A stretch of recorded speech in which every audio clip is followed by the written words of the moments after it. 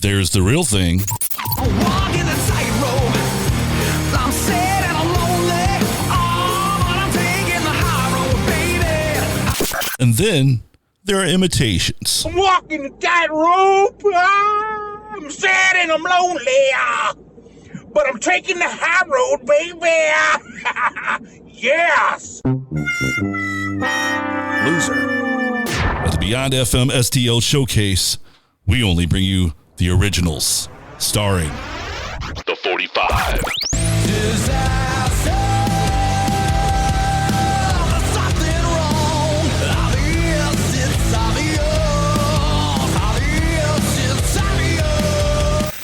Modern Angst.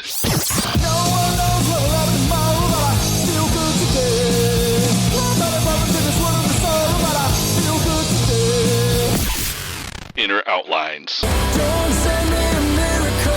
I don't deserve it if it's all my fault that I'm feeling miserable. Saturday, April 8th at the Blueberry Hill Duck Room. It's the Beyond FM STL Showcase with the 45, Modern Angst, and Inner Outlines. This is an all-ages show and tickets are just $10.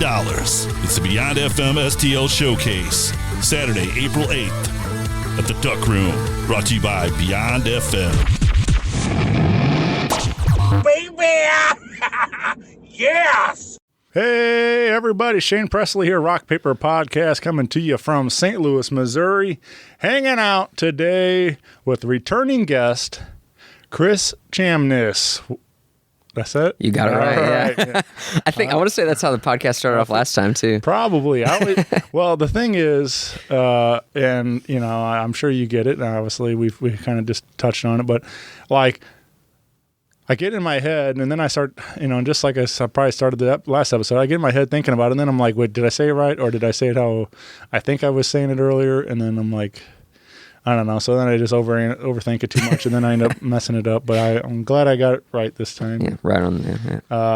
But I don't know. It's important for me to want to, you know, make sure to say your name right. And I know you've probably heard it all kinds of different ways. And Oh, yeah. All the time. So People put letters in there that aren't even there. Right, yeah. So, but yeah, man. So anyway, I'm glad to be hanging with you again. And we did this like a year and a half ago or so, and talking about your EP at the time that was what you were working on, and now it's well, that's out there. We got some new tunes we want to talk about. Yeah. And everything else, man, and just catch up. I know it's, like I said, it's been a minute, so let's start with you was telling me that you did a couple of UK tours last year, and I want to get into that, man. That sounds cool. Like, you've been over there before, right? Just to go, you mean? Right. Yeah. Yeah. You visited and things, but this was your first time as an artist to play? Yeah. The last two times were my first time just solely for music. Yeah. I'd been there a few times before, right. Just visiting. Yeah. Yeah. I think we kind of got into a little bit of that in the past. Yeah, I think so. And then, but yeah, man. So tell me about how that was spending your summer over there and stuff. It was amazing. Yeah, I did 2 weeks in June. I think I ended up playing about 10 times. I went over there with maybe 7 booked over a 15, 16 day period, and ended up picking like some last minute ones up while I was still there, whether it was by myself or with a really good friend of mine named John Witherspoon, who is a full-time musician in Liverpool. So that was fun. And then I immediately started getting offers for new places. And so instead of waiting until the next summer, I was like, well, I'll just go as long as I can, maybe in the fall. And so, yeah, we worked it out and ended up going back over for another 14 days in November. And I played 15 gigs in that time. So I had one day where I had to play 2. Yeah. And that was different because whereas last time, whenever I got home, I felt fine because I never really get jet lag or anything. I was exhausted for 10 days. I don't think it took me that long to get back up to completely normal. But I was completely, it was totally worth it though. Nothing that I'm going to complain about anyway. Yeah. So yeah, 2 trips over there, 2 weeks each on both of them. Get a nice response from the crowds? Yeah, it's so different over there. and I already kind of lean more towards a British rock sound as it is, so that helps a lot. And a lot of the artists I listen to, from there and are way bigger there than they are here. But yeah, no, the response there is great, and there's already just a culture of going out quite a bit too there. So that was fun. And then I got to be on the radio for the first time over there too. Nice. This in November, yeah. Very cool. Yeah. Do you compare to like what you're used to here at home, and as far as playing out, did you notice much of a difference for crowds wise, considering the pandemic stuff? Like, were they were it was about the same? Like, everybody ready to come out and enjoy themselves and have a good time now? And yeah, everybody was out and about, and because I was actually there, so. The time that I'm going to talk about now, not the November that I played there, but I was there November 21 instead, to go see another band play that never comes to tour America, and even then everybody was just out all the time, and kind of like, at the gigs, like all the gigs were packed, and that was just going to see obviously a bigger band, but I went out a couple times then too, and I think like in the clubs and stuff like that, it was kind of getting back to normal, but definitely by June and then this past November, it was, just completely normal. So I just feel like, I know it's been, kind of beat to death over the last couple of years, but, it definitely has made I feel like a lasting impact, like on live entertainment, especially. And, we don't have some of the protocols going to, into the show, but you still have those that feel comfortable wearing a mask, and that's their, hey, you go, as long as you're there and want to have a good time, whatever makes you comfortable to do that, like, do that. And I just feel like it's just forever changed. I feel like there's people that are more anxious now, like in large crowds and stuff, like, just because also you were stuck at home for a year and things like that, and not being able to do that kind of stuff. And yeah, there are definitely, there's like a handful of people at each gig that would have face masks. And I would say like some of the smaller ones that I'm playing, I don't know if I saw anybody with a face mask at any of mine. Yeah. And those are gigs that are where the crowd is anywhere between 30 to 100, so right. Just depending on the size of because there's some really small places you can play over there where 30 is packed, so right.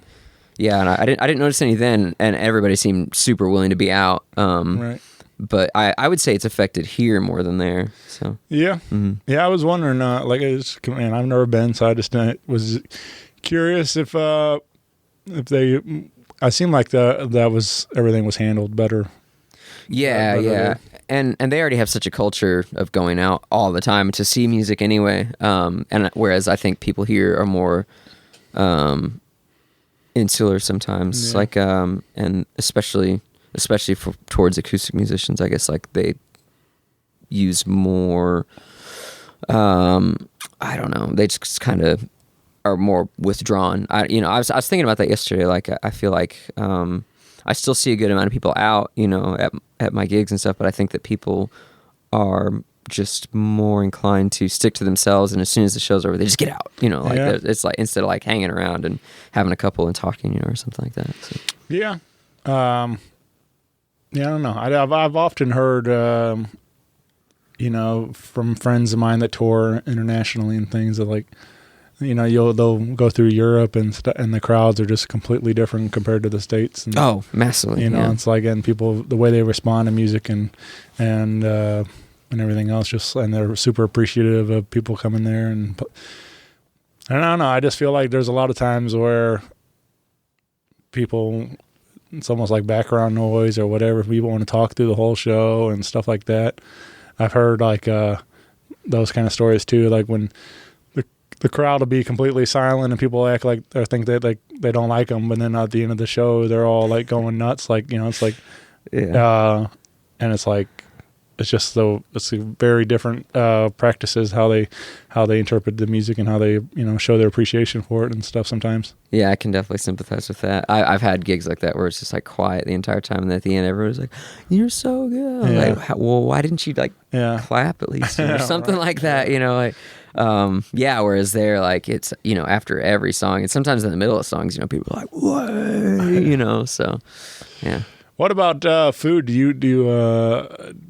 you have a certain dish over there that you were excited to try again, or are certain places you like to go to when you're over there? Yeah, in Liverpool, there's a restaurant called Mowgli, which is an Indian restaurant. It's incredible. I love it. They've got like this house chicken curry that's incredible, and I think every time I'm there for like a 2-week span, I end up having it like 4 or 5 times, just because it's going out for food is also like compared to the numbers at least that we're used to, like paying wise, is cheaper there. So it's something I wish I could do a lot more of. I wish I could travel and sample more local cuisine around the country and around the world, and just get a little more culture and stuff. Yeah, there's definitely like some differences in the restaurants that they have in like the cities there, but not a whole lot, because St. Louis is, of course, still going to have like an Indian restaurant somewhere. They're still going to have like maybe I don't know if they'd have a Turkish barbecue place, and if they do, then great. I would love to try it out. Yeah. But I mean, even over there, you'll still see some of the standards that you see here. Like you'll see obviously Greek restaurants. It's funny walking down Bold Street in Liverpool, which is like one of the main thoroughfares there, and you'll see like authentic Mexican restaurant, and it's like, what, like it seems funny. Or there's even like dedicated American restaurants there, that are, so. Yeah. And they even had, when I was there in June, it was one of the last times it was open, they had an American candy shop. It wasn't open anymore in November, but I think that the theory was that it was actually being used to launder money. So, yeah, fun. That seems pretty American way. Yeah. That's a good point. Yeah. That, I don't know, man, but that sounds cool. And, you thinking about doing that again this year, or? Yeah, I'm going back to see that same band play again in March, and I was. What's that band? Suede. That's what they're called. Yeah. But I was thinking, because I'm gonna go there for about 9 or 10 days. I was thinking about trying to book about 3 to 4 gigs, and I just started sending out messages to some of the places I played last time. Nothing too major, just something to do on days that I'm not seeing the band. And just because I love playing over there. Yeah. So if that works out, great. But if not, that's not even really what the trip's for. I think I'm going to go. There's actually an artist from here in town, Gavin M., who got me involved with a lot of the people that I ended up meeting over there. Because when I was there a year and a half ago, he messaged them and was like, "Hey, meet my friend." Yeah. So I did. And they're the ones who got me all the gigs. Well, he's been wanting to go together. And so I think we're talking about doing like a 2-week-long tour together in June or something. So I'm thinking about doing June and November again this year, as long as it all works out. So, yeah. Gavin's a good guy and he is. Really talented. And I think that would be, for me, I feel like that would be ideal, like to have a buddy to, just to have a tour with and stuff. Having a friend like that so you're not, at least you have something kind of familiar when you're over there and stuff, instead of just on your own. And oh, sure, yeah. I mean, I know you had a friend met over there and stuff, and you have other people, but yeah, I've got a few friends over there that I've that I can go see. I've never felt alone when I'm over there. Yeah, so. Sure. Yeah, I just feel like that might make things a little more easier, and especially having like also putting together a show. You've already got two acts and stuff. Like you can be like, hey, look, we can fill a night of entertainment for you and stuff. And yeah, absolutely. It sounds great, man. Now you've mentioned Suede on the last one too, and I know you were telling me that you're. I was probably getting ready to go see them. Actually, yeah. You're a huge fan, and like that. Well, what is it? What is it about Suede? Why that you would travel? I mean, obviously, you said they don't come here very often, but what is it about them that makes you want to fly over there to see them and stuff? Like, what do you connect to the most, do you think? The emotion of their performance, honestly. They're, because I saw them 3 times November 21, and they were just one of the most incredible live bands I've ever seen. Especially their singer Brett Anderson, just like puts everything on the line every show, and he's after 2 hours he's always drenched in sweat, and like his he always wears like a nice button up shirt, but it's always torn by the end of the night, and he like gets it. He like will walk into the crowd and stuff like that. Like if he can, like he'll just get over the barrier, because these are like 2, 3, up to 5,000 seat venues, or something like that, or just standing room only. But he's like trying to get into the crowd as much as he can. So it's just the and their music is so emotional too, like that. It's whenever you combine that with their live setting, it's it's just powerful and well worth seeing. Yeah, that's one of my favorite things. Like when I got to see Michael Franti at the pageant. And he's kind of like, he's just, he's a powerful performer, but that was one of my favorite moments is like, he's like literally running through the whole venue, like the whole balcony and the floor. And like, so basically, anybody in that room had a front row seat at one time, So he went through the whole crowd and like high-fiving everybody and singing and stuff, and that's amazing. And it was a really special thing. Makes it's a unique thing to make a room of 3,000 people feel small. What I'm saying? Like it's like you made everybody feel like they're a part of the show, regardless of where they were sitting at and that night and stuff. So I do. That's a cool thing about being those kind of performances like that and stuff. So yeah, agreed. Because I've seen the other end of the spectrum too, where like I think I saw the Rolling Stones in 2015, and it was in the stadium where the Titans play. So it's at least 60,000 people, if not more. Right. And you just don't feel, even though they're good, you don't feel part of it because they're too far away. Right. Even though they do a good job at reaching out, you're never going to be able to do it, So I almost prefer those like smaller like theater venues or something like that because you can get more of that sense of community, Yeah. I saw Black Pumas also at the pageant, and he kind of did a similar thing, but not as much running around the venue. But their lead singer set up a microphone and plugged in a guitar in the balcony, or maybe had a wireless pack, whatever. But he played Tracy Chapman's Fast Car as like for part of their encore or whatever. So like they finished their set on the stage, and then like in the encore he appeared up in the balcony and he played, and they had a light on him, and so it did kind of stink because where you're sometimes depending on where you were at, you had to like turn and look up and everything. It's like, but it was still a cool thing that like hey, we're gonna play one up here and for these people too. So, but yeah, I don't know, that stuff's fun, man. When they hop off the stage and interact with the crowd that way. So I can see how that could hook you in as a fan for life. Then yeah, and especially because like they, like I said, they never really come to America. Although let's see, so. I think the last time that they had ever extensively toured, it was in '97, and then whenever I did my November tour in the UK, they were right here. So I was like, "You're kidding me!" Like the closest they got was Chicago, but I still, it was on a Wednesday, so I definitely still would have gone. Yeah. I mean, I say it a lot, but if the show's right, I'll definitely take a drive. I've been to Chicago and Nashville and Kansas City and whatever, I travel a lot for a good concert, even if it's a weeknight and stuff. So yeah, but yeah, I've gone to, I don't mind taking a little drive to see a great show. Oh yeah, no, not at all. They were, I guess, another reason though that I'm glad to go over and just see them is because I get to just see them and whoever maybe their opener is. Whereas on the American tour that they did, they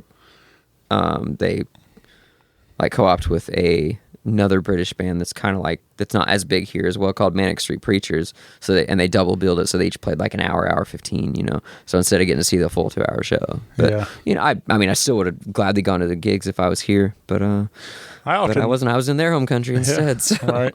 I often think about that too. Like there's certain artists, there's a guy I like a lot, Patrick Sweeney, that kind of blues rock stuff, and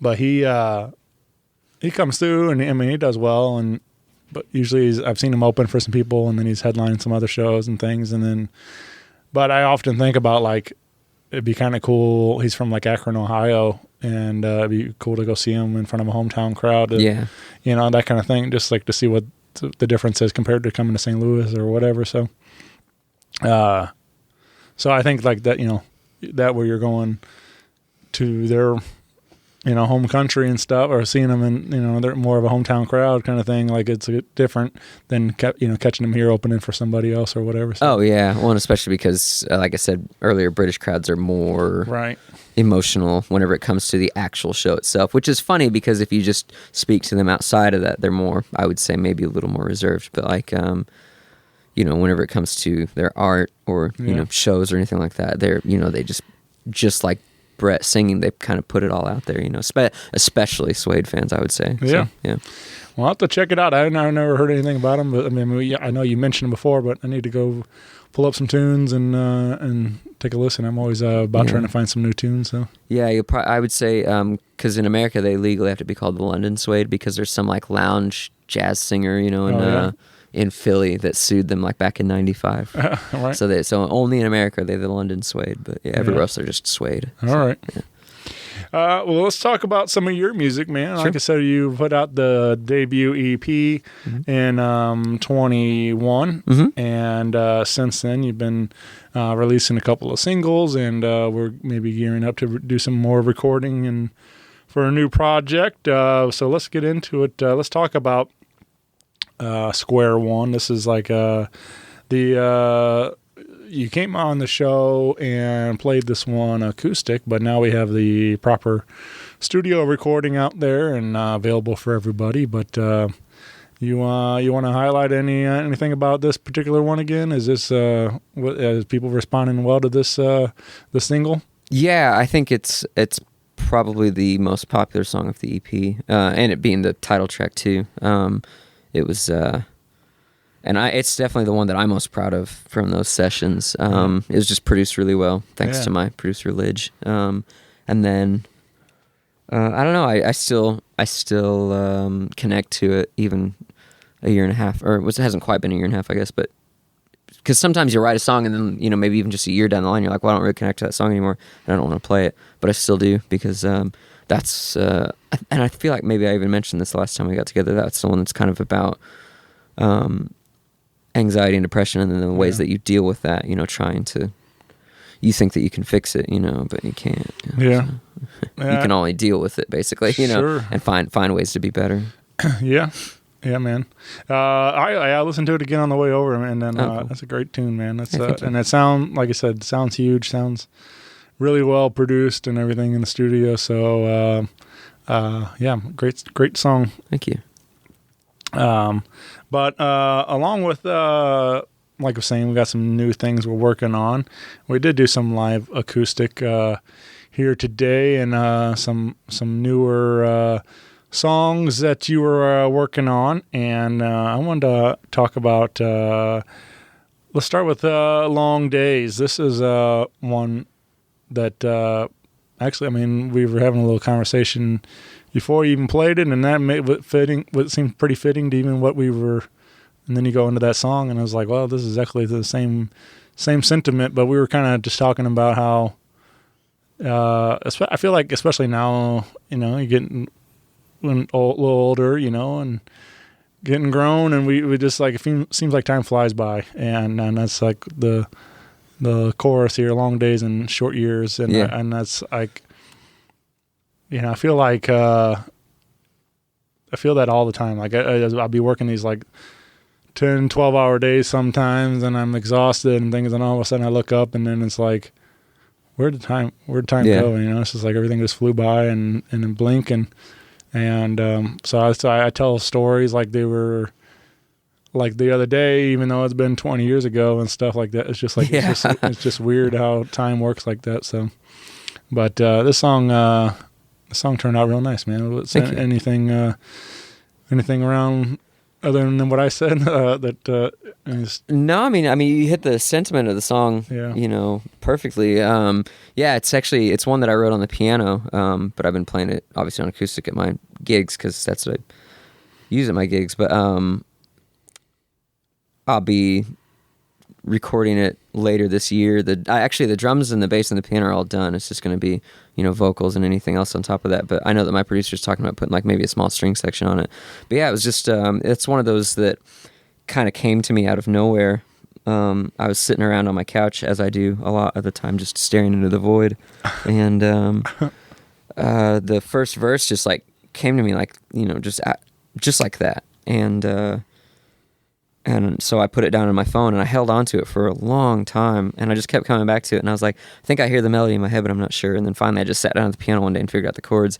And as soon as I figured out the chords, all the rest, I think there's like, 4 new verses past that, that just a lot of my, I always say that a lot of my better songs come within an hour or two because it's all things that I'm thinking about in my subconscious and don't realize it. And then I just kind of like spit them out and I'm like, I don't even know what that means, but there it is. And then I'll figure out later, like, oh, I've been thinking about such and such, for a while. So yeah, it's just, it's about the passing of time and the things that you think about whenever you look back. And it's a bit of a nostalgic song, I guess. And I got the tagline of the chorus, "Long days, short years," from a story that somebody was telling me at the gym one day. I think he was telling me that he had been talking to an old prison guard. And the prison guard was talking about, some prisoner who said something to the extent of, the thing about being in prison was that the days were long, but the years were short. So I just kind of held on to that. And then whenever I needed a tagline, I was like, it had just happened that week. And I was like, oh, that's actually really good. So so I stole it from that conversation. Yeah. I kind of been talking about it more lately, but I don't know. I've been really thinking a lot about it, and just need to just do it. Need to apply myself, and just start somewhere. I guess I'm partly afraid or whatever. I don't know. I don't know what to do. I don't know what's holding me up, but I've been thinking about songwriting a lot more, and I've always been a super fan of it, but I've never really applied myself in that setting, but I've been catching myself hearing those things, like hearing somebody say, long day, short years, or whatever, and be like, hey, that could be a hook, or that's those kind of things. And I feel like that's probably a big part of what you do. Like it's just like you get inspiration from that one line and then build from that sometimes, or there's multiple ways about going about it, but oh sure, I just feel like those are always a good thing. Like, hey, wait a second, here there might be something here, and and even if you can't write in that moment, like just like whether you can just write it down with pen and paper, if you can put it in a note on your phone, it helps because then you can come back to it later and see if you can recapture kind of how it made you feel. Right. But I've been I've been thinking about it, and I'm gonna try to actually sit down and do something about it. And, do it. I mean, like the worst thing you can do is write a bad song and you don't have to show anybody. Yeah, so. Right. That's what I always tell myself. But if it's bad, it's bad. But if it's good, then show people. Yeah. So. I just I don't know any of the music side of anything.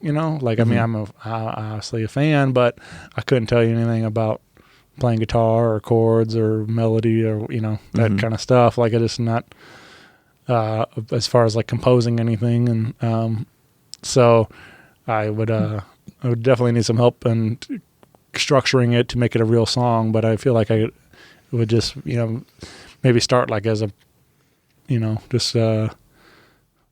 just lyrics or whatever, just a poem or whatever, right. However you want to look at it. But just writing and maybe have somebody else help me figure out how to make it a song and stuff. So and I mean, with all the musicians that I'm sure it'd be easy to get stuff together. I mean, even some people that do know how to write that kind of thing, some of their lyrics start off as poems instead. Like actually, I believe that I hope this is right. I believe that I heard that the song "Wish You Were Here" by Pink Floyd was originally a poem by Roger Waters, and then David Gilmour's the one that gave it a melody, and chords and stuff. So great song. Yeah.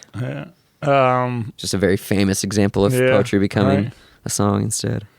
Yeah, I would. I think I'm it's like I'm gonna go ahead and put it on the record here, and it's gonna be my goal for this year. Like to. All right, I'm holding you to it then. At least get one of them written down. There you go. So, but yeah, I've got a couple ideas. There's been like I said, some of those things some spoke to me like, hey, maybe there's something here to do with this, and so I just gotta do it. So I'm gonna make it happen. But yeah, you speaking of Pink Floyd, you see the recent stuff in the news with them. People are just. I think that all those people probably never actually listen to Pink Floyd, so I just don't even. It's pretty silly. It's funny. Yeah. I'm excited to see though what they do for the 50th anniversary. I'm sure it's getting like a remix, or something like that, or a remaster in general, like they do just about every 10 years. But people want to politicize a 50-year-old album cover. They can go for it. Yeah, it was pretty dumb. The internet's pretty ruthless with all that stuff. Like it shows you the worst. So I just don't give it any credit, or any attention. Yeah. I saw the comments on that whenever I think they uploaded it to their Facebook or something like that, the 50 where the 0 has the rainbow in it, it's just like I'm like, whatever, it's not even worth my attention. Yeah. So just people being dumb. Yep. There's plenty of dumb stuff on the internet. Sure is. So it's well, we got a couple of dates coming up. You play a lot solo. Yeah. All around town, but we do have a couple of special ones where you'll be bringing out more of a full band. Mm-hmm. And also this is one of those being kind of an acoustic night, so I thought it tied in well with your acoustic song we did here today. So this is but we got a couple that we want to mention, and that would be March 11th in Carbondale area at Hangar 9, and you'll be there full band electric. And I mean, that is so mostly your originals, and that'll be probably like 80% original show, because it's just going to be an hour set. Right. We're opening for a band called Sturgeon Friends, who are putting out their third album. So it's like their release night. So they asked for us to do an hour. So that'd be nice. Cool. Yeah. And then on April 19th is that acoustic night that I mentioned, and that'd be you were kind of saying this is in the lane of the old MTV Unplugged sets, which I love. Like those were, some Alice in Chains one's probably my favorite thing, like one of my favorite things ever. Like, the performance is incredible. Yeah. That whole set was magical to me, and I mean there was a lot of really great performances, but that one's always been one that resonated. So, but you'll be over at the Zombie Guitar Company, right? Mm-hmm. Yep. Yeah, Zombie Guitar Company 2 in Sparta, Illinois.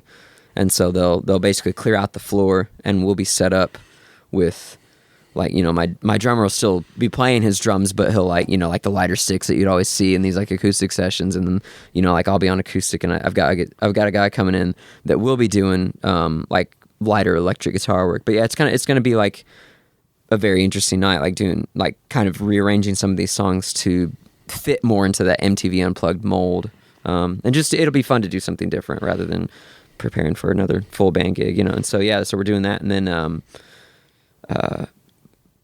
putting out an actual physical copy of my latest single, because it's only been digital so far, and so there's just going to be, for the first 25 people that come in the door, there'll be a free copy for each of them, and it's going to be the only time that it's ever on any sort of physical media for now. Yeah man, that sounds like a really cool night. And it'll be fun. Like I said, I think there's something really, special about that kind of stuff. I mean, obviously it's been talked about a lot and well documented, but just I love big loud rock shows and stuff, but seeing all that stripped away and then especially in an intimate setting like that in a little room, doing these acoustic songs, like it's gonna be really powerful too. Like it's something really special about that kind of stuff where you can really get into those lyrics and feeling behind all these songs and stuff. And so that sounds like gonna be a real good time. Yeah, it's fun to just kind of strip away some like the layers.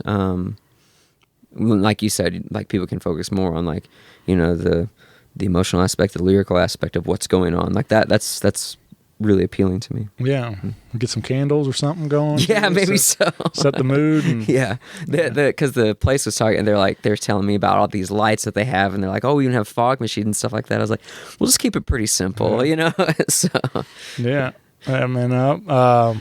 so yeah, I'll have to make a drive out to Sparta that night and come hang with you, dude. Yeah, absolutely.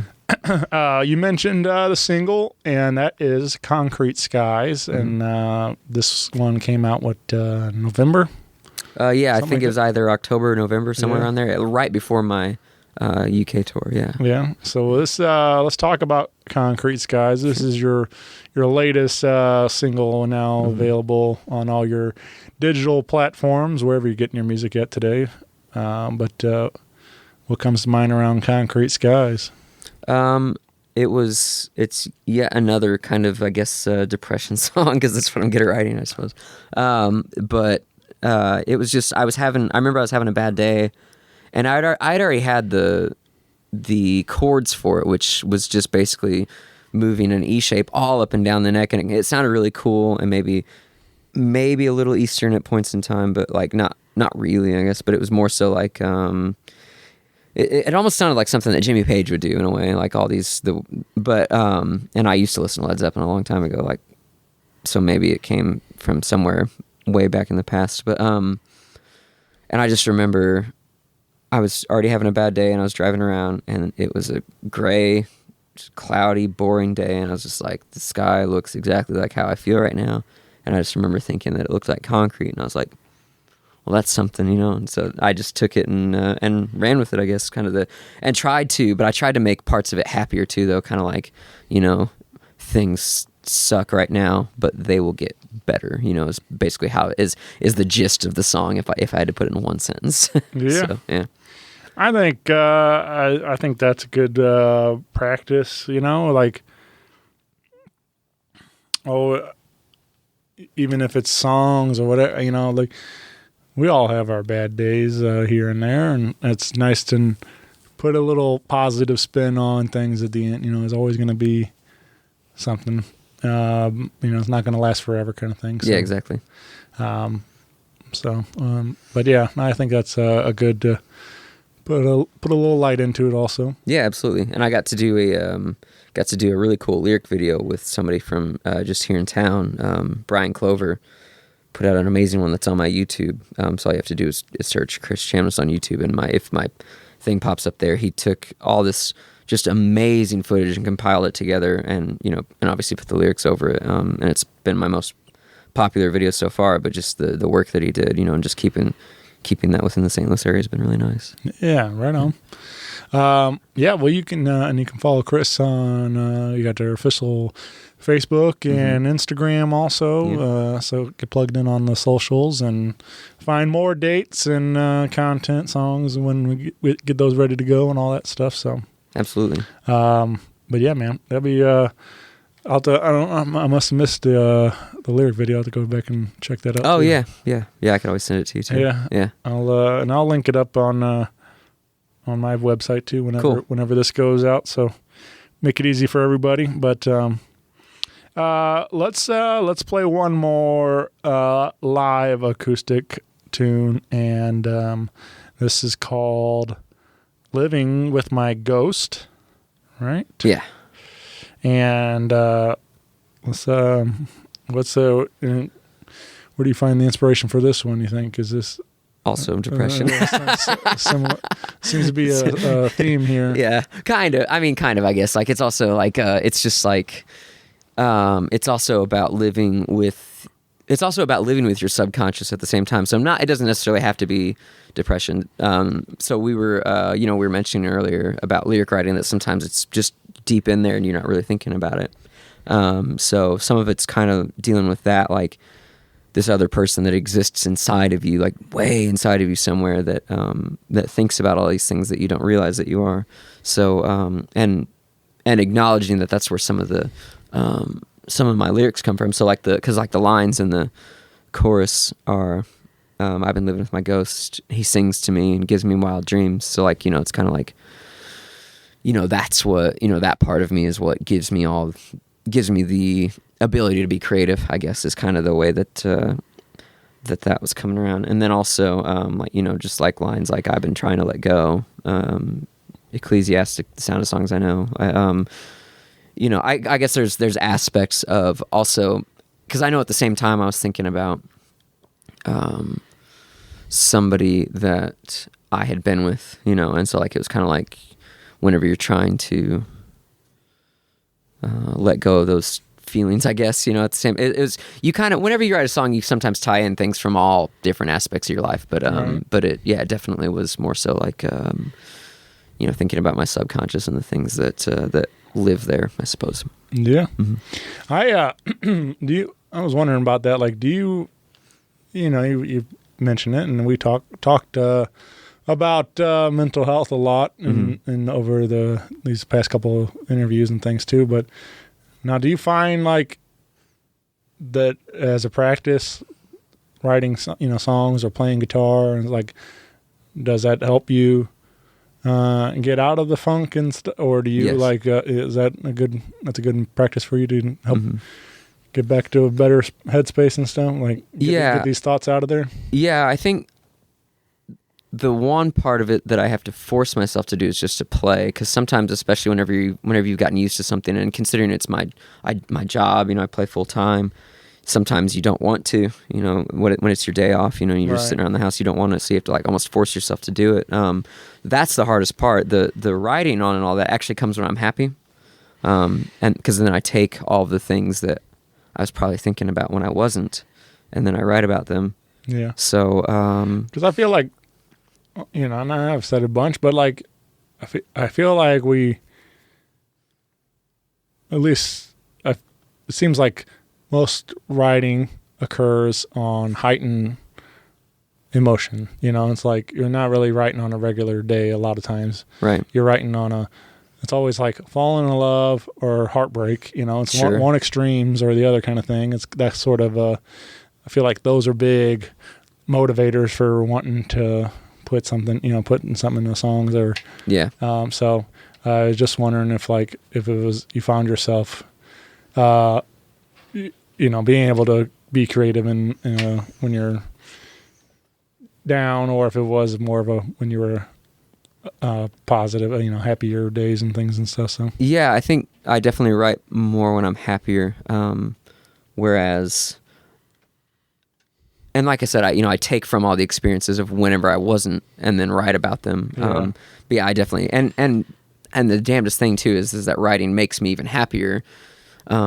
So you'd think that I might want to write when I'm down because it might turn it all around, but like whenever I am, I can't. I just feel like I can't, So I kind of just like build up all these experiences over months, and then just all these songs come out, and then then it's done. So because writing just makes me feel like an accomplished human being, I guess, So then whenever I'm not writing anymore, like once I'm out of ideas, maybe that's whenever my anxiety and, if you want to call it depression, comes back about, because then I feel like, oh, well, I can't do this anymore, blah, blah, you're not an artist and all that stuff, but it's just that, it's just not true. So it's just stupid poison brain. So. I think that's like all creatives, it's we're all, I mean, I've never been a songwriter, but even doing the podcast, I run into days where I'm like, why am I doing this? Mm-hmm. Like nobody cares. Like, I was like, I don't, it's just, you're always going to be your own worst critic kind of thing. And just like, is this trash? And, give it up or whatever. All these things start coming through. And yeah. But then the next day you're like, what was I thinking? I gotta get back and do this thing. Yeah, exactly. Yeah. And just seeing other people do things too, sometimes like kind of spurs it on too. Like, I think one big push for my creativity was whenever, over Thanksgiving of 2021, when the Get Back documentary came out. And then you're watching, the Beatles themselves, like, struggling to write music and stuff like that. And it's like, wow, they were not superhuman. They're just like me, except they're, geniuses what they do, of course. But it just kind of like getting to watch other people struggle and then still come up with something brilliant is very therapeutic almost, So yeah, you kind of have to remind yourself of that sometimes, and like that just because you don't have an idea now doesn't mean you won't at some point. Yeah. I just I was having a really bad day with it the other day because I've been trying to. I do have all these experiences that I've built up, especially over the last year, that I know I want to write about, and I'm starting to, and I know I'm kind of like right on the edge of starting a new push for a lot of new music. And I was having a bad day because I wanted to write, but nothing was coming to me, and I was just like, at least no lyrics or anything. I was having an awful day, and this girl that I've been seeing was just like, just step away. So I was like, yeah, I'll do that, thanks. So Sure. Yeah. That's all right. edit point. Yeah. I was going to say, there's a guy look like you just walked through here. Yeah, that's the go. Take 2 seconds. She's just going to use the restroom. Yeah. Seriously. Next time we're going to set you up in there. All right. Ain't no big deal. Everything going okay? Yeah. No, it's terrible. Good. Hardly any of this is usable. That's what you deserve. Yeah. That's what you deserve. No, it's great. Like always, just solid gold. And if we can't do it here, the reason I was having a hard time figuring it out is there's been like a lot of changes around here lately. I'm not sure how much longer I'm going to be here. Oh, yeah? Yeah, there's been a kind of a change in how I'm perceiving my time and all this other stuff. Kalinga is seeming like a much better match. So that's why I left Suburban, starting building up my clientele over there, because I'm not going to be stealing like Fat Buddha clients and taking them over there or whatever. Yeah. But it's just been hard, things that they've agreed to in the past, me having a band come in and doing an intern lab. We were able to come in for an 8-hour, and then when I booked them to come finish guitars, layer vocals, and do a mix, the same day the session got kicked because somebody else wanted to book that time. So I had a whole band get just like, so there's just been a lot of issues with management. Huh. So. Yeah. But we can still have the same setup over there at Kalinga if you want, to come through and, Okay. donate my time to get you in somewhere nice. It looks really cool over there too. Yeah. It's the Smith Lee building. Right. Yeah, it's really nice. Yeah, I've done a few different things in that over there with them. And that Justin also, when it was still Smith Lee and things, he had me in there. And then, probably No problem. probably a handful of times over the years. Okay, cool. So. But yeah, hey, I'm gonna grab us some waters, and I'll be right back there. Okay.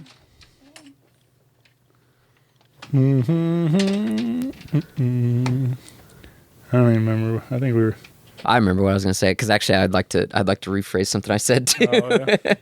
So we'll make it. You'll see what I mean. Yeah. But yeah, you have this space for the rest of the day for all intents and purposes. All right. So take your time.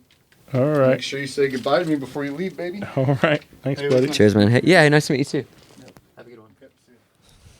And if you guys need waters or anything, there's a kitchen back there. We've got pallets of it. Cool, man. All right. Thank you. Thank you. Okay, so let's see. I was talking about just not feeling good as an artist. Let me just get back into the frame of what I was saying, and then because the edit that I'll make. I said girl that I've been seeing. She's actually my girlfriend, and I know she'll listen to it. She'll be like, "What does that mean?" So Yeah. I was like, as soon as I said, it, I was like, "Fuck." Yeah. But that's really new. Like, I mean, we literally only made it like official 3 days ago. So, trying to think of how I'm gonna put that in there so we can edit it better. Well, yeah. Okay, yeah, I've got it. All right. You want to? I'm ready. Yeah. Yeah. Are we rolling? Yeah. Oh, okay, cool. Yeah. No. So like, just I can tell that I'm on the edge of writing a bunch of new material because of like just experiences that I've gone through in the last year, And so I've been wanting to just sit down and write a lot more often. So I've been playing a lot more guitar, which is really nice. But the lyrics haven't been flowing as well lately. I've still got like a new one that I'm pretty happy with right now. But I've got a lot of more music than I've got lyrics right now, and I've been wanting to write more lyrics. And I was having a day where that's all I wanted to do. But I was having such a bad day because nothing was coming, and I was just so down on myself about it. And my girlfriend was like, you know, just step away from it. Like, just because you can't right now doesn't mean that you can't at some other point in time. You know, it's just not coming right now. She's an artist too, more like physical medium stuff. But so she understands, you know, like if you're not feeling it, you know, that you can't really force it. So a lot of the time I think maybe we get down on ourselves because we're trying to force something because we're like, I'm going to do this right now. I'm going to be creative, you know, but nothing's coming because you're actually not in the right frame of mind. So that's kind of... I think a lot of the time that I end up being down on myself and kind of cycle through a lot of the anxiety that I get, you know, it's really, I do it to myself. So, yeah, I think if I were, when I do, I should probably say, there you go. Yeah. When I do write, I think it's going to be a lot of some pretty depressing, stuff too. I don't know. 'Cause I feel like that's where what I want to work through is a lot of sadness.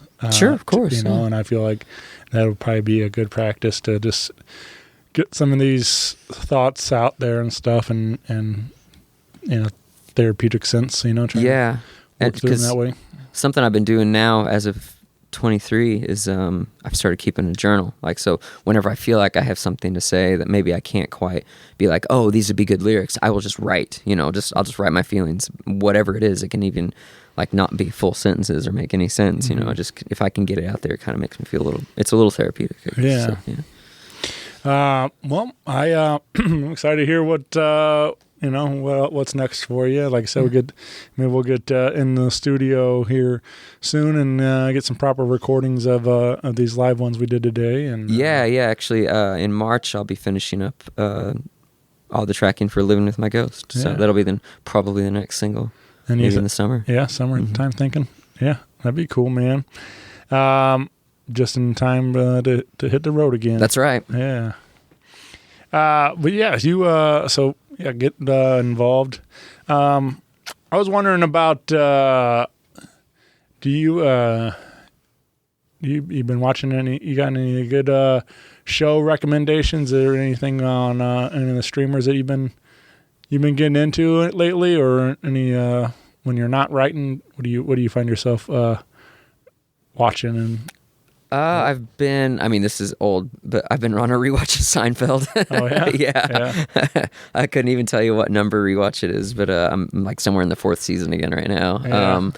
I'm also just like kind of bad sometimes about watching shows. Like whenever a new show comes around that I'm interested in, it takes me forever to actually finally get around to. Like, I only just recently finished Andor, the Star Wars thing, and I still haven't even finished Rings of Power or anything like that.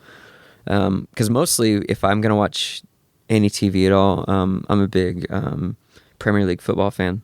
So, like, been Liverpool supporter for ever. So basically, I feel like maybe I kind of burn myself out on TV through that, you know, and so then I just don't do anything with it, you know. After that, I watch my matches on like Saturday, Sunday mornings, you know, or any other day of the week that they could be, and then that's it, you know. So, but yeah, right now it's Seinfeld for sure. Yeah. My wife's like big on Friends. Oh yeah. So she's kind of like she's watched it, the series, like probably 4 times or something like that, and then she still, you know, they rerun it on TBS all day long, and so it's like she'll turn on TV and it'll be there, and she'll watch that one too, and I'm like, I don't know, even though she's seen it so many times, she still laughs and still fun for her, but I feel like people do have like, I don't know, maybe it is a sense of comfort or whatever, you know, familiar, you know, being familiar with it, like, but just like, if you like what you like, and like you just, you know, even though you've seen it a bunch, like it's still fun, and still people still enjoy the things they like, you know, just like a classic record or anything else. Like, so yeah, of course. But yeah, those Seinfeld episodes still, you know, are a heavy rotation for a lot of people. Oh yeah. And Yeah, they're great. The Office is one I've been through probably 2 times through that series, and Oh, nice. Yeah. it's still a similar thing. You know, when it comes on, I'll still tune in to certain episodes and watch and laugh. And Yeah, I just started my second rewatch of Trailer Park Boys, actually, because out of all the shows, I don't understand how she hadn't seen it because it fits her personality so well. My girlfriend has never watched it yet. oh yeah, And I was like, this show is perfect for you. You will love it. And so we just watched the first 2 episodes the other day, and she loved it immediately. Nice. So I'm excited to get back into that one. Again. All right. That's one of them. But I do love I love watching new shows when they come out. Like, you know, of course, you know, like when Squid Game came out, I watched that. You know, when Ozark came out, I watched that. You know, Yeah. But yeah, otherwise I'm not very good at keeping up sometimes. I just caught The Last of Us. On HBO. Yeah, the video game adaptation thing, right? Yeah. Yeah, and it was really like the first one was a lot of fun. So I'm excited to see where that series goes. And Cool. but yeah, I just caught up on a couple of movies. Stars had like a free trial, and I wanted to watch the Unbearable Weight of Massive Talent, the Nicolas Cage movie. Wait, that's real? That's Oh my! yeah. That sounds great. I need to see that. It's ridiculous. Of course, it's Nicolas Cage. in every way.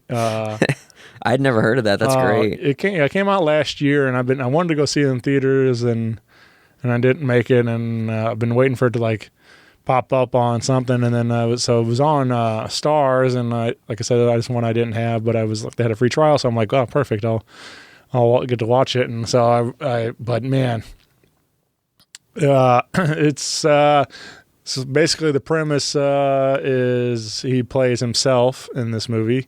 Of course. And he's invited to go to this guy's birthday party. Who's going to pay him he's like a super fan and paying him $1 million to come to his birthday party. And yeah, then it kind of, there's some twists and turns and stuff, but there's some really amazing moments in the movie, and I don't think I'm really like spoiling anything, but there's like a part where he's kind of having an internal struggle dealing with his own career, and like, you know, he's like wanting to do movies, but he's not really getting a lot of work or something, but he's like, you know, and he's in his car, and he's contemplating taking this job. He's like, what? I'm Nick Cage. Why am I doing a birthday party for this guy? But then, like, you know, kind of thing. But then he finds out he's going to pay $1 million, so he's like, okay, I'll do it. Yeah. Kind of thing. And so anyway, he's in the car, and he's having this conversation, and then, like, I don't know if they use like one of those like Snapchat kind of face filter kind of things or whatever they did, but they made it look like he's talking to, like, you know, 20-year-old Nicolas Cage. And like, that's awesome. And he's like wearing like the leather jacket, and he's got the longer hair, and woo, you know, like all, you know, getting all like really an animated version of him, and those scenes are some of the greatest things I've ever seen in my life. It sounds amazing. Yeah, I can't wait. Nick Cage talking to Nick Cage, and like, so it's like, there's one. I need that. Oh yeah. So I highly encourage you. If you're any bit of a fan, like. This movie's, and there's like so much, it was really well written, like basically just a big, you know, tribute to Nick, you know. It's like they mention about every movie he's ever done, like, you know, that kind of thing. There's a lot of like little references like that and stuff in there. So sounds like he wrote it himself. I don't know. I mean, almost, but yeah, like, you know, there's like there's a part where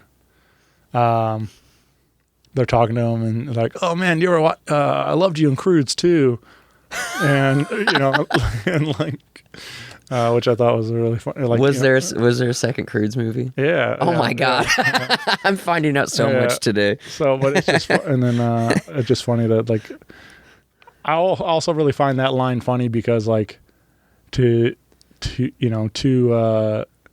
talk to an actor who's done all these great movies, and then like you want to highlight an animated movie. That, you know, it's like, so, you know, it's not and a sequel that probably nobody asked for too. Yeah. Yeah. No, it's really well done, and I won't spoil too much for you. But Okay. I definitely would encourage you to check it out. And It sounds great already. it's highly entertaining. So Yeah. it's not like gonna win any kind of major awards, but it's a good watch. Yeah. So, but yeah, man.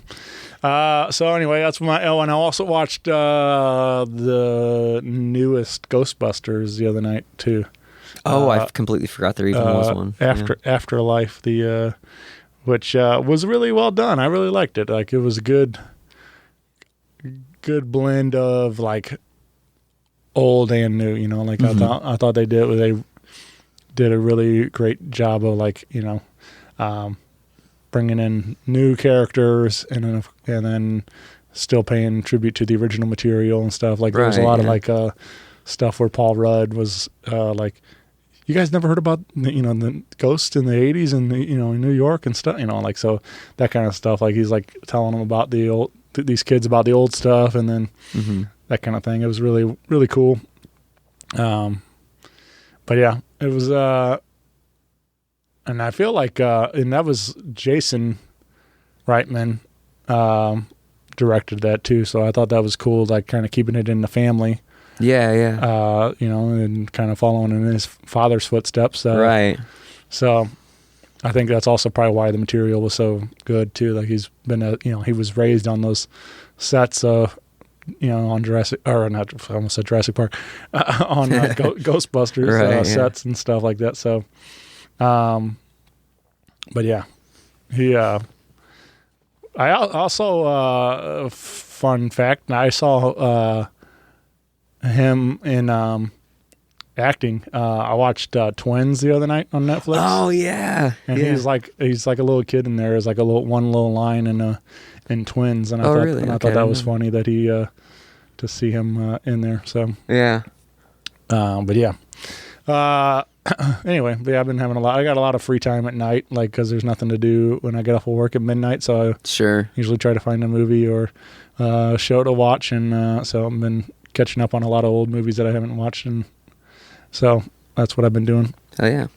But yeah, anyway, I just think it's fun to see what people are into right now.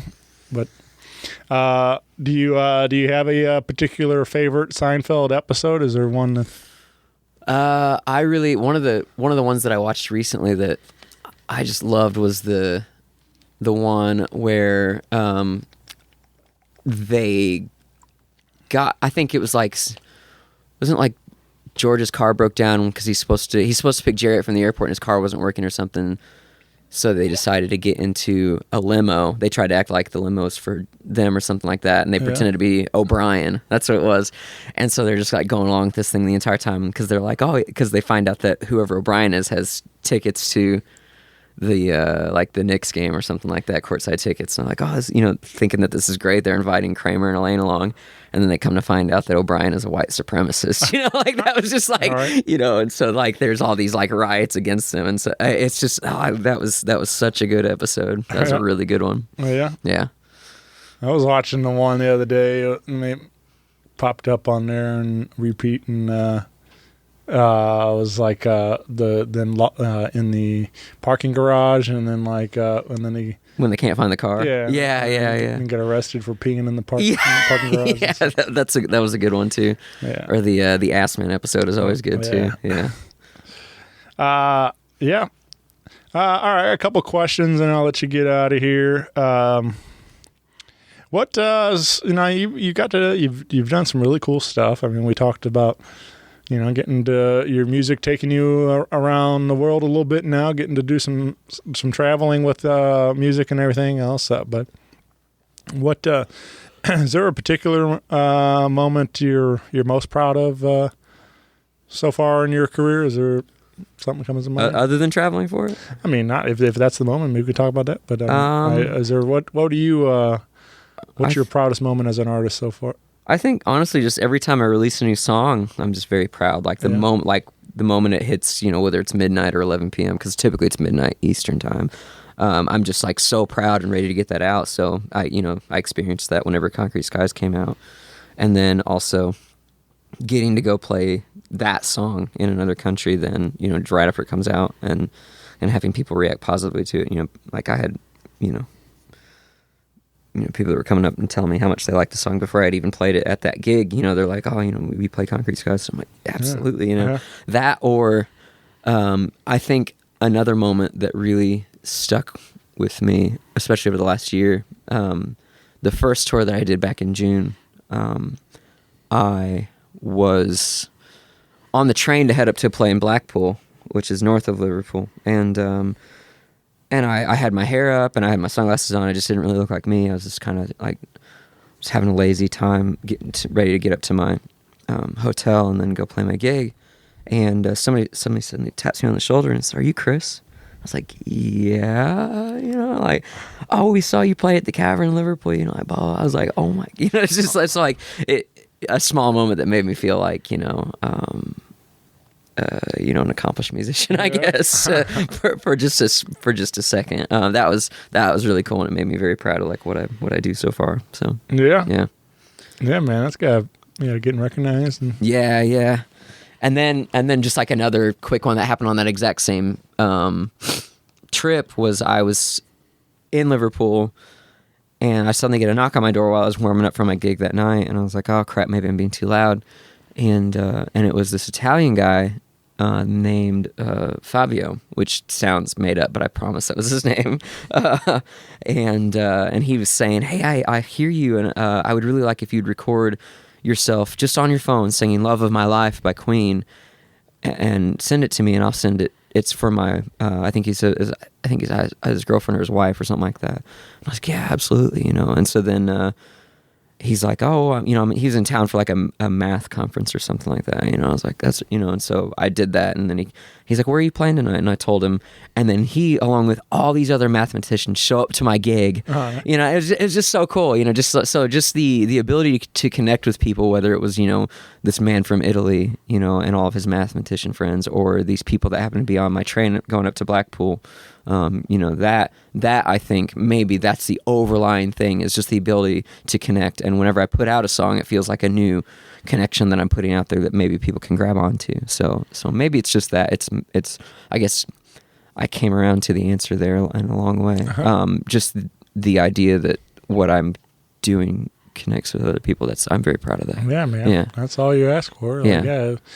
That's cool that people are responding in a way. So yeah. But yeah, man. So you recorded the song for him? Yeah, I did. Yeah. And actually, he wanted to sing along with me on the recording, so I let him do that. And he's not a singer, but like it was still fun to do. So, yeah. He was great. Well, hopefully we exchanged like contact info and stuff like that. Because actually, that was one of the first times that I played Long Days, was on that gig that night. And then he messaged me the next day. He's like, "I loved that song. Let me know when it's out." So maybe towards the end of the year, I'll be able to be like, "Hey, here it is." Yeah. So, yeah. Yeah. Hopefully, I got him some points. Having somebody. Yeah, I hope so. Yeah. I hope it, whether it's his wife or his girlfriend or whatever. So, or even his love from afar kind of thing. Who knows? Yeah, man. That's cool. It was a very Italian thing, I found. Yeah. Was he a pretty good singer too, or you said you're not a singer? Yeah, but he wasn't a singer. Yeah. But I mean, Fabio, if you're listening, I love you. No, no. Like I don't know. But it was just fun. It was just supposed to be fun. Yeah. Not like a serious thing. Yeah. So. I don't know. I have fun singing, but I don't know that I wouldn't want to ever put myself on a recording singing and try to pass it off as Yeah. I think he just wanted it to be more sentimental by having himself join in as well. Which like I said, it was fine with me. It was just a good time to do it. So that's what it's all about, is singing from the heart. People connect to what's real and stuff. I mean, just putting that emotion in there. So and it was a good song choice too. Not like one of the Queen songs that you always hear people talk about. It's like, "God, I love that song. I'll do it." Yeah. Just over the, I don't know, this, because we mentioned both bands. But over the weekend, we did some family stuff with my wife's excuse me, my wife's family, and and her uncle said something about like Bohemian Rhapsody. What that was Led Zeppelin, wasn't it? And I was like, God. you know, it was just Hurts. you know, I was like, Yeah. So anyway, it just made me laugh. Like, but I get most people probably don't dedicate their life to music the way I have. You know, Yeah. you know, and And it's weird to realize that sometimes too, because Right. you think like that's one thing that everybody likes, and then you realize like, oh, actually, the amount of people that specifically pay super attention to music, you know, what I mean, Yeah, like it's sure. just smaller than you'd think. So yeah. right. But he, and then we had some music going on like Pandora or whatever, and he had like a shuffle thing going, and so then he started like to quiz me. He's like, "Who's this?" And like, you know, within seconds, I'm like, ding, ding, you know, whatever. And he's like, "How do you know that?" I was like, "That's all that's up here, man. That's all." Yeah, exactly. Like, Yeah. that's all I know is you know, songs, lyrics, and bands, and you know, it's just like Same. I've spent my life studying this stuff, and you know, it's got me nothing, but you know, but but it's like, but I have a lot of fun doing it. So. Maybe some points at trivia. Yeah, right. Yeah. But I don't know. It just made me laugh, and it was a funny moment. But yeah, man, we're gonna get plugged in with Chris. Hopefully, coming to a town near you. We'd like getting new music on the way. Check out Concrete Skies wherever you get your digital music at, and add it to your favorite playlist, and whatever you want to do with that. But check out the lyric video. Yeah. But yeah, man, I really appreciate you spending some time with me again today, and thanks to Fat Buddha here in St. Louis, Missouri, for letting us hang out and record. But yeah, this has been cool, man. I'm really this is one of my favorite things about doing the show, like, is that we've become friends through music, and that we, you know, you can come back and share some new songs every year or so. Or Sure. you know, Yeah. it's like, Absolutely. Yeah. No. so hopefully we can do it again, and you know, sometime soon. So Yeah. Yeah. No. Thank you so much for taking your time to do this today. I really appreciate that. yeah, Thank you. man. Yeah, it's always it's just fun to you know, like. I also look at it as like just an excuse to schedule time to hang out with buddies and stuff. So Oh, sure. You know, but yeah, I'm glad we got the chance to catch up, and we'll do it again soon. Absolutely. All right, thanks everybody. Bye everyone. See ya. You want to do another little intro for it? Oh, sure. Yeah. It's Chris, and What do you want me to say? you're listening to Oh, so my name's Chris Chamness, and you're listening to Rock Paper Podcast. Is that something like that? Okay. Yeah, however you want to do that. just whenever? Yep. Okay. Hi, this is Chris Chamness. You're listening to Rock Paper Podcast. There it is, man.